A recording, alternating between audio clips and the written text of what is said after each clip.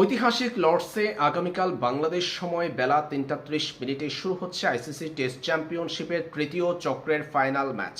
South Africa অস্ট্রেলিয়ার মধ্যকার এই ফাইনাল ম্যাচের আগে একটা প্রশ্ন ভক্তদের মনে ঘুরপাক খাচ্ছে, সেটা হলো যেহেতু টেস্ট চ্যাম্পিয়নশিপের ফাইনাল একমাত্র টেস্ট, আর এই টেস্টেই ফলাফল নির্ধারণ হবে, চ্যাম্পিয়নের নাম ঘোষণা করা হবে।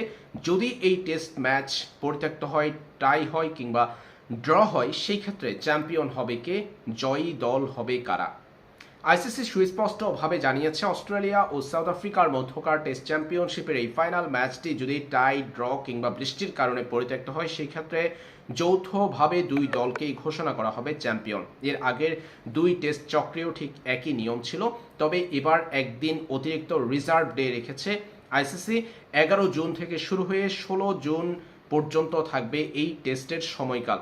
15 জুন শেষ হওয়ার কথা টেস্ট ম্যাচটি, যদি অতিরিক্ত সংখ্যক ওভার বৃষ্টির কারণে পরিত্যক্ত হয়, সেই ক্ষেত্রে 16 জুন টেস্টের লাস্ট ডেটি গড়াতে পারে, অর্থাৎ শেষ দিন 16 জুন পর্যন্ত গড়াতে পারে। সেদিন যে ওভারগুলো বৃষ্টির কারণে বাতিল হয়েছে, সেগুলোর মধ্য দিয়ে ম্যাচ শেষ করতে চায় আইসিসি। সব মিলিয়ে সর্বমোট কথা হলো, যদি ড্র, পরিত্যক্ত কিংবা টাই হয় এই টেস্ট ম্যাচ, ফাইনাল ম্যাচ, সেই ক্ষেত্রে যৌথভাবে চ্যাম্পিয়ন হবে অস্ট্রেলিয়া এবং সাউথ আফ্রিকা।